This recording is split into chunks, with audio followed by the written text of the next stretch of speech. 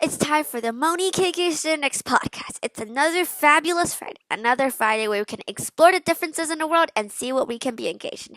I'm your hostess today, KK. Continuing from our topic last week about non governmental organizations, today we'll explore further into one very special NGO, and it is Venture to Impact. Established in 2016, Venture to Impact went out on a journey to help communities around the world break the cycle of poverty. And today with me is the Executive Director of Venture to Impact, Ron Aberbano. Together we will venture into the world of helping, volunteering, and transitioning. For those who are not yet familiar with the organization Venture to Impact, it is located in Halifax, NS, Canada, but works all over the world and is a non-profit organization that approaches the development and takes more than just material poverty into account. Venture to Impact addresses issues of isolation, vulnerability, powerlessness, physical weakness, and other forms of poverty. They aspire to create an environment where local communities and volunteers can grow. Throughout their 13 years of hard work, Venture to Impact has raised more than $500,000 and more than 5 solutions designed, more than 100 volunteers mobilized, more than 20 communities impacted. Currently, Venture to Impact has 3 projects: one in Rwanda for abandoned children, one in Romania for children who could not get education, and one in India for children and families with disabilities. Venture to Impact is a great organization expanding, growing, and impacting more and more families, getting better throughout the years. And now, enough of my babbling. Let's welcome our very, very special, faraway guest today, Executive Director of Venture to Impact, Ron Arborbano. Hi, Ron. Welcome to the Moni KK Next podcast. It is such a big pleasure for us to have you here today. For my short introduction, I think most of our beloved audience have a general knowledge about Venture to Impact, but we don't know much about you. Please introduce yourself, Ron.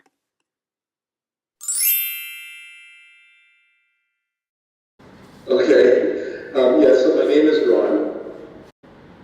I also grew up in, most people, when they think of Canada, they think that it's a very wealthy country. And it is, in many ways, very wealthy, except that where I grew up, I didn't grow up with a lot of wealth. When I was growing up, for instance, we didn't have hot water in our home. And we also had, in our yard, outside, we had often open sewage. And so growing up in those kinds of conditions made me very sensitive to the kinds of things that people don't have very much face. When I grew up, I also grew up in a part of Canada that spoke a different language and so I experienced a certain kind of racism. It made me very sensitive to people who were poor and had those kinds of challenges. As I grew older, I became an engineer.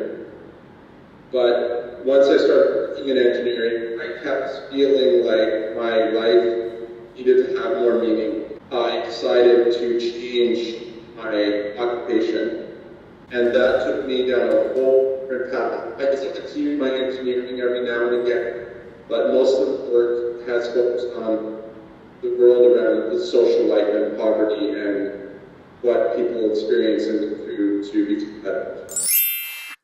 So one of the reasons that you and Fatty started the organization is because of the environment you were in and how you didn't want that for other people. I really understand that. Now, what influenced you to create a Venture to Impact? What factors influenced you? What is the reason that made the start of the Venture to Impact? When I started working with people more closely around social issues, one of the observations that I made was that most people would only interact with people like them. And so one of the things that I felt was important was that I wanted to create something that brought all these people together and overcome a different kind of poverty that we don't often think of as poverty. And the project that we chose also was very different than what most people are used to. So we chose a project in Uganda that was in a community that also struggled with many different forms of poverty. And that really became the beginning of what Venture to Impact is today. I see. I think it's really a great idea that is not just the people you help are the ones who gain from the act, but the people who helped and do the volunteering work also gain money from the work they do. That is just a brilliant, entire new idea to me. Talking about volunteers, I did a little research and found out that you guys get funds from your volunteers too. Can you explain a bit more about how Venture to Impact gets funds and supplies and how you guys are planning to use them? The way we're structured, what we do is when we bring volunteers, we ask the volunteers to donate the cost of their participation. And then we have to fundraise the rest of the project cost. So I would say a good 70% of the money that we raise is raised just by just working with volunteers and their companies. The rest requires a little bit of work. I see. Funds now is still a big problem, I think. I hope Venture to Impact can gain more funds throughout our Moni KK next podcast. Huh. Okay, now moving on to our next question. Um, One, I think this is super important for every NGO, this question. What inequality or need does Venture to Impact want to address in the society now? And why is this important to you? It really depends on where we are. So what we do is we are all about connecting highly skilled volunteers to very complex problems in the world that revolve around poverty. In another project in Romania, we're working with children who have been brought up by the state, so they've been in institutional care. And so in Romania, we're working with a different kind of problem and a different group of people. So it really varies depending on where we are and what we're doing. And I would say the reason that we're doing what we're doing, which was, I think, your second question is why do we do this, is that we want to get volunteers excited about participating in some of the complex problems that the world has. And in doing that, they not only affect children in India or children in Romania or whatever, they also come home and they really want to make a difference in their own community. And so then they start making changes in other places. Oh, that is just great. I still can't get over how Venture to Impact doesn't just change the people they help. They change the people who try to help as well. Just listening to you talk makes me excited about solving the complex problems in this world. Talking about solving problems, let's take a step back. What is Venture to Impact's mission statement, and how are you guys planning to achieve it? We achieve it through volunteers, but our mission is to transform individuals, families, and communities out of poverty into lasting well-being. But we're doing this by connecting very bright minds to really complex challenges. So by connecting those two, that's how we address it. And when we say that we're transforming individuals, families, and communities out of poverty, we're not talking about just the people out there in the world who might appear to be poor. We're talking about transforming everybody. So when we think of poverty, we think of something much more complicated than most people think. So let me ask you, when you think of poverty, what do you think? I really agree with the point that poverty is not just the lack of money and resources, it is also isolation. I think this idea can create a completely new approach towards solving the problems of poverty. And maybe the stop of isolation will work better. The problem solving way might just fit this idea about separation so well. Venture to Impact does have a totally new and refreshing approach to everything, but this must not have been easy, right, Ron? Please tell us a little more. What obstacles did Venture to Impact face, and how did you fellows overcome it? Let's say somebody comes to us and they say, we need help with this project, and we want to do it. We usually go through that first phase where we're trying to understand what the problem is, and if we make a mistake in that part, choose projects that are not, that we sold to actually deliver on. So, for instance, the real problem is a year later. We might jump in thinking that the problem is one thing, and then it turns out that the real problem is actually something else. But by then, we're already very invested in working with this community, and we're realizing we're not actually having an impact. So that's a big challenge, and we're learning, as an organization, we're learning to ask better questions at the beginning, so that we can figure out what the real problems are before we jump in and try and solve something that ends up not really being a problem, because there's a bigger problem. Another obstacle is more around being able for us to afford the projects that we do. So oftentimes people think that development is not very expensive, but it's actually very expensive. So when we start working with volunteers, we bring them to a project, there's a huge cost involved in doing that. And if we're only able to raise about 70% of the cost of that project through the volunteer and through their company, then we have to go out and raise that other 30% to complete the project. If we want to grow, so let's say we're doing in a year, let's say, just to keep the numbers simple, let's say we're doing $1,000 worth of projects, but we can only raise about $700 towards the project using volunteers and their corporations. So then we have to go out and find another $300 to complete the project. If we decided then in next year to double the amount of work that we do, instead of doing $1,000, now we're going to do $2,000 worth of projects, then we have to go out and raise $600. And so every time we want to grow, we have to keep raising more and more money. So this is a problem of scale, and what we really ideally want to be able to do is that when we take on a project, that the volunteers and their corporations cover the entire cost of the real cost of the development, so that we don't have to go out and raise extra. And that's a very challenging problem. We don't know what the solution is, and we're working on some different ideas, but that I would say is probably one of our biggest problems. We want to be able to have an impact, but impact is expensive, and we have to find the money to do that somewhere. Choosing a good project is indeed very important for volunteering organizations. I personally think that Venture to Impact has done a fantastic job in that. The projects in Rwanda, Romania, and India are really great. I really want Venture to Impact to expand into more projects, and not just these three. I'm sure that your fellow volunteers feel precisely the same. I believe that in the future, not far, Venture to Impact will definitely find a way to solve this. Now, solve the problem about getting funds, which I think you will gain a lot from our Moni KK Cynics podcast.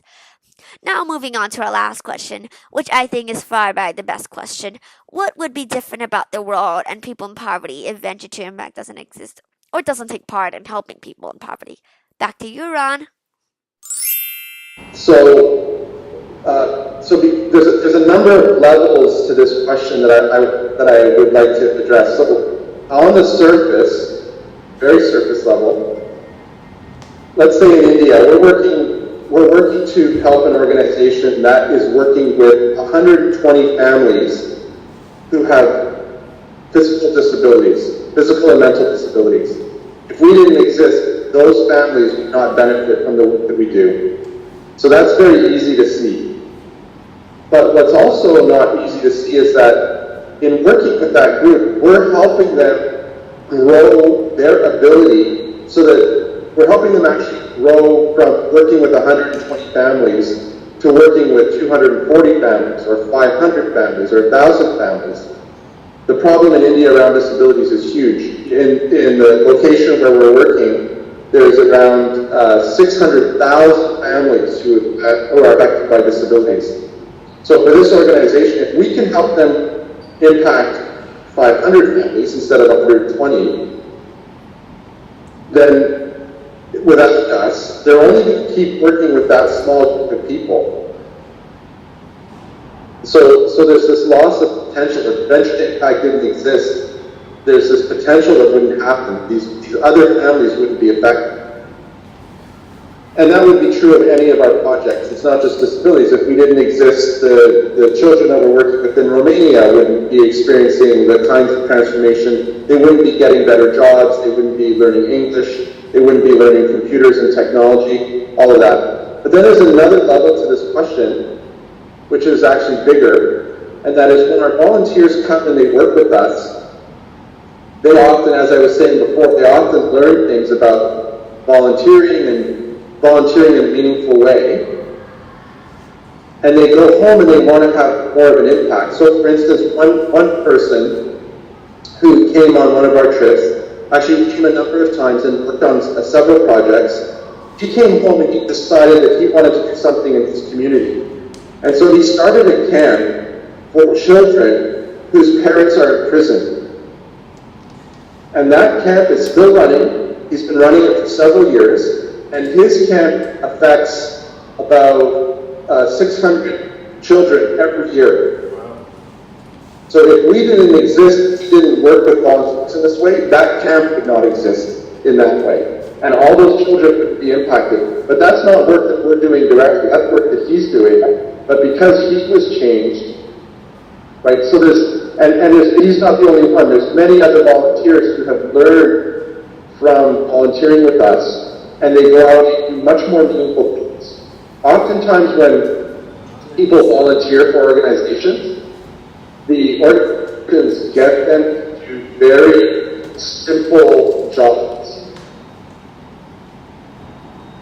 right? So if, let's say you came and volunteered with me, and I gave you some very simple jobs like move some chairs around, or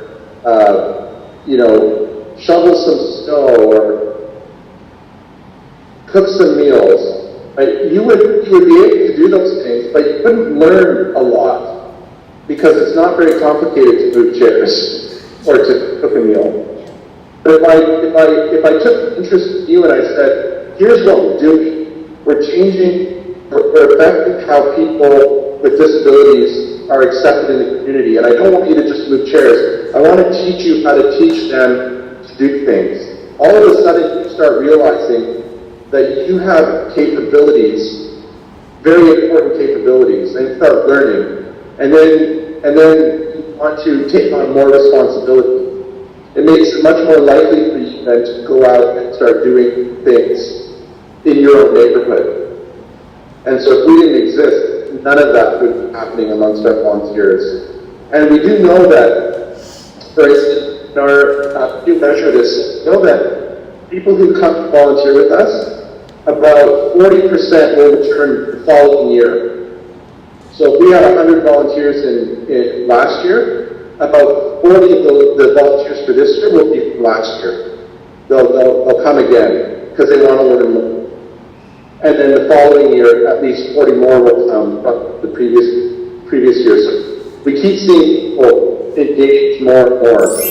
That just amazes me how Venture to Impact impacts your volunteers to do things just as great as what you guys do. It makes the world such a better place and really proves that helping organizations can do so much more than what we see and what we think.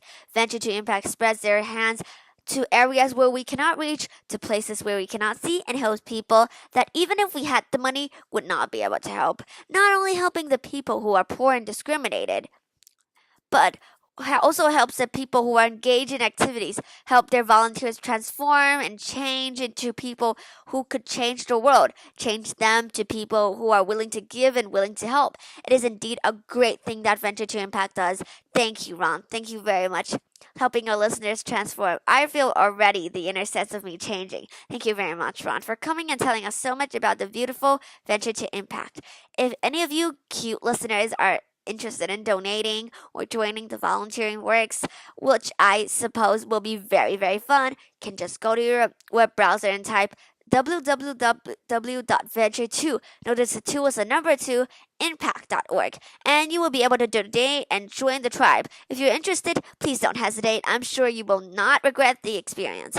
And that's it for adventure into today's NGO. What a great deed of things we have learned. Next week, Moni KK's next podcast will bring out a totally new topic waiting for you to venture into. And together we can explore into a whole new domain. For what the question is, I will not reveal and leave it a secret for now. Again, thank you very much, Ron. Really? Okay.